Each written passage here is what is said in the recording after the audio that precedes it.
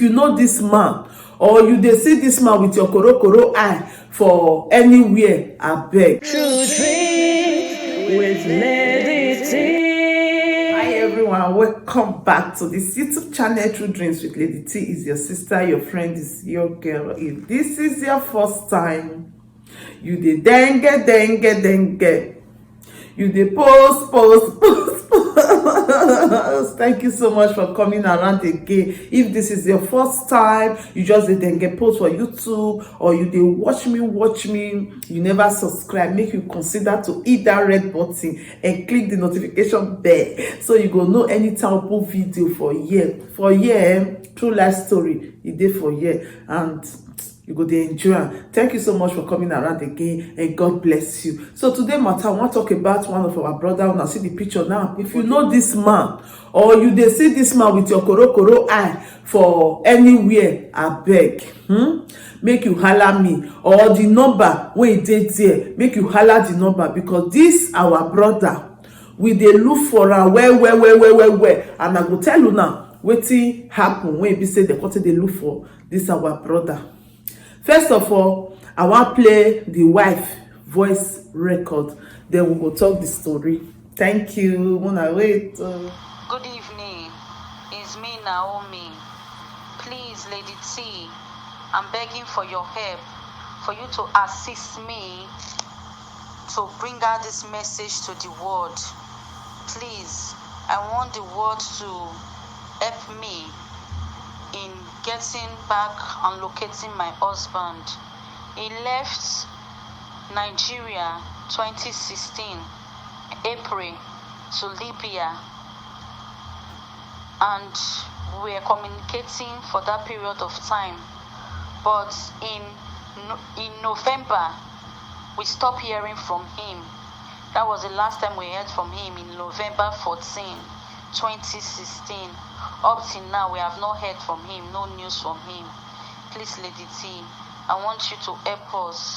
I want you to help me, my children, to get back their father in whatever way that you can. My children is children. They are always asking after their father. Please, I want you to help me to reach out to the world, to help trace him whichever way that you can. Please, Lady T, help my children, for the sake of my children.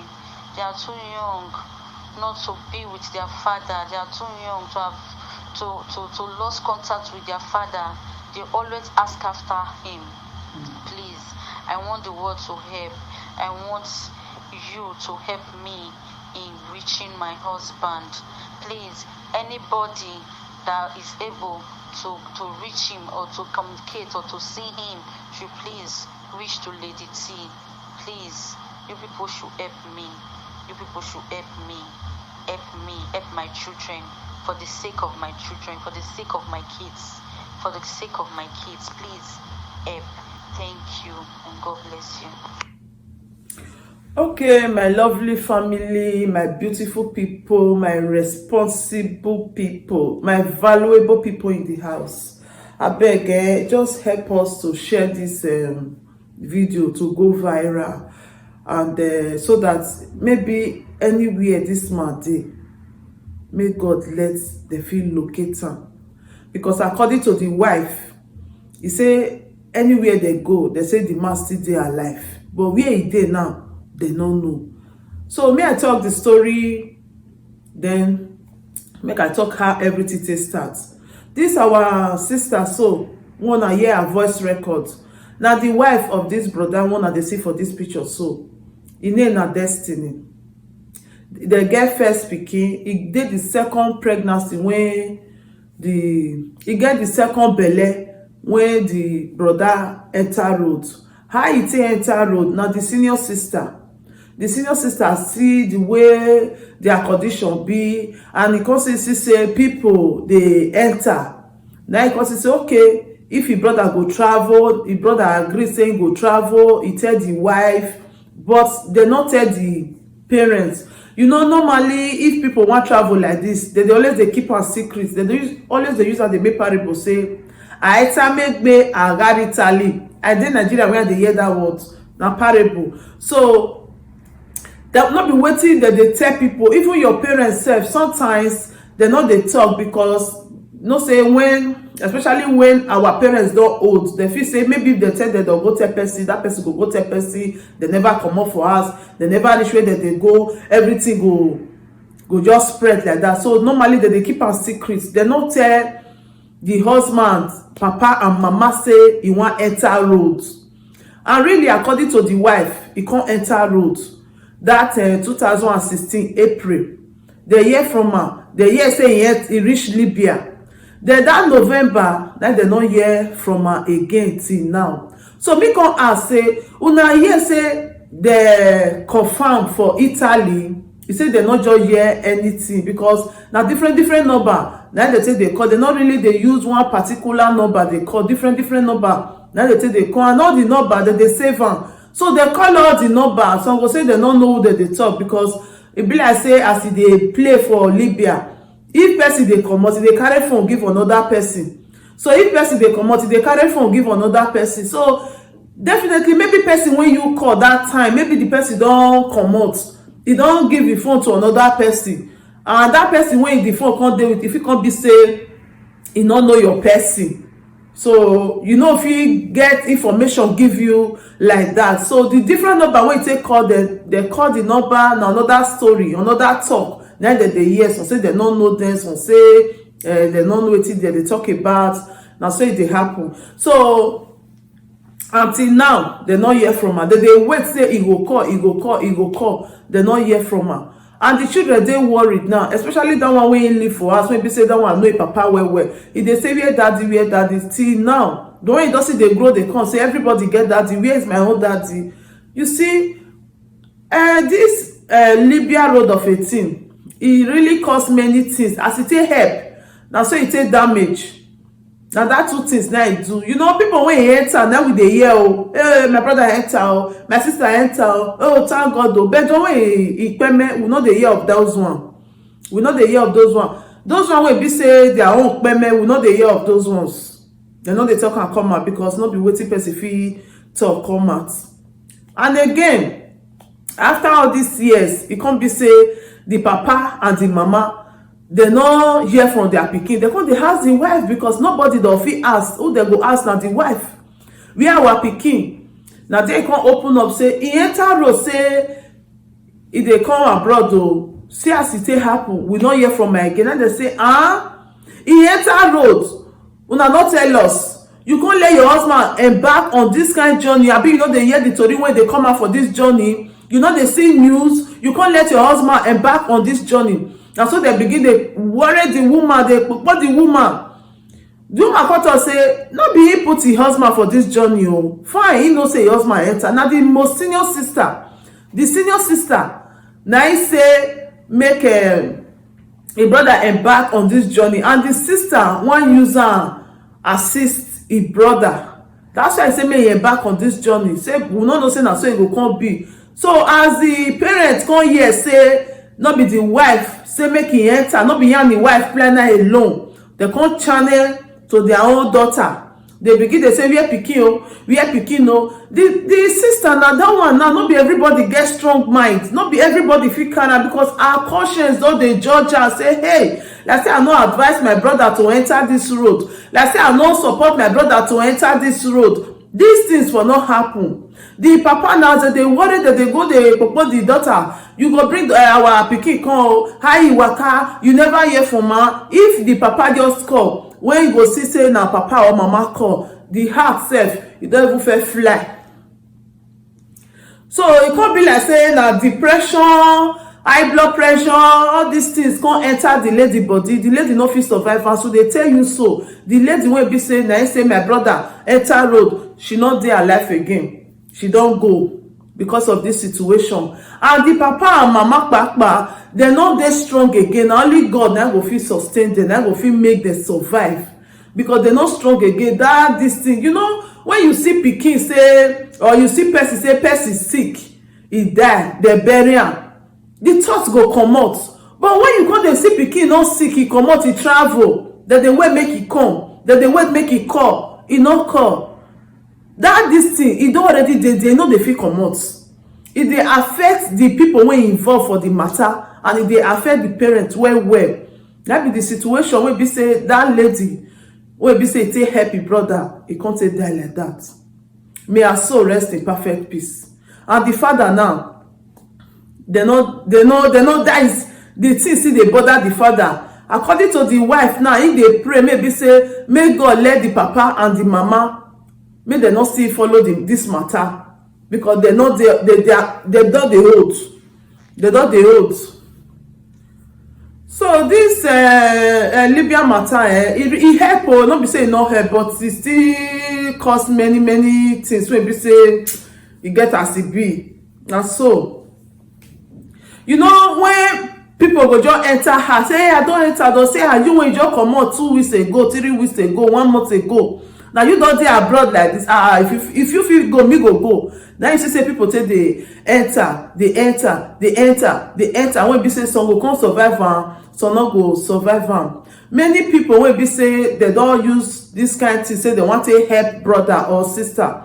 Now wetin come take happen to them be this, wey be say they no go fit use their mouth talk where they sleep. So that you just see some people that they dry, they dey okay, they work, they get money, they get happy family, but they dry. Wetin dey make them dey dry? Maybe they don put somebody on this kind journey and the person no survive am. That conscience, the person no go even fit bear am. E no go fit bear am. That's why sometimes as I dey, so some people just call me, hey, abeg Lady T, you know any person wey be say e dey nice, wey be say they see they follow Libya dey come, you know anybody wey you know say e just dey nice, wey go just fit do am well? I say I no know. Even though say I know, I go say I no know, because once I don introduce you to somebody, say okay, this person dey do am, then the thing come be say e come get k-leg. Now me you still come dey come, now you introduce me, they no go talk say na help. That's why I never introduce anybody to anything. I no even want know, because I no want make my conscience come dey judge me. I no want make my conscience come dey judge me, say na you. My lovely family and my lovely people, I use God to beg anybody wey be say, you know, say na the one wey enter house na we dey see. The ones wey no enter, we no dey hear of them again. Everybody go lock up, you understand? So my lovely family, to this our brother, on a picture now they see for years. So if there is any way for the same, because according to the wife, they say it's still there alive. They don't go everywhere when they go. Pastor don't see her, prophet don't see her, people don't see her. No one don't ever talk say he don't die. They say it's there alive, but it dey dark place. Me no understand that dark place, because if na dream, person dream now, say person dey dark place, na two things. Now no say me see the God still bless me, I see they try my best dey interpret dream. If person dey dark place, na two things. One, either you go dey for kirikiri. Two, or the person e don peme. But this one now no be dream, e say na prophecy, say they say e dey alive, but e dey dark place. So we no really know. That's why the wife say abeg, he use God beg anybody wey go watch this video, because of the children's sake, abeg share this video, so that anybody wey know this brother, one dey see for this picture, so anybody wey see am, wey know im name na Brother Destiny, make e contact the number wey dey down there, or make e contact Lady T. But me go prefer make e contact that number wey dey there, because Lady T dey get many calls and messages wey be say sometimes you no dey quick look am, or you no dey pick. So I go prefer more na your contact that number wey dey there.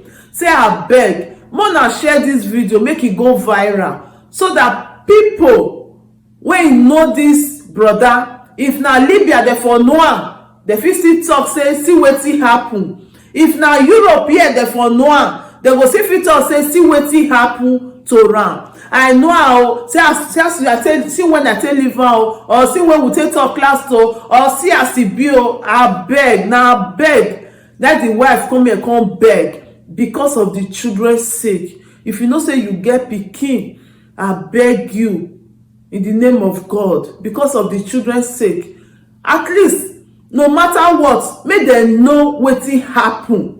No how na here people comot for Nigeria, no be dem say that journey no be one person no dey back on that journey. So na here people comot for Nigeria, na here people dey together for Libya. If you still come Europe, na here people go still enter Europe together.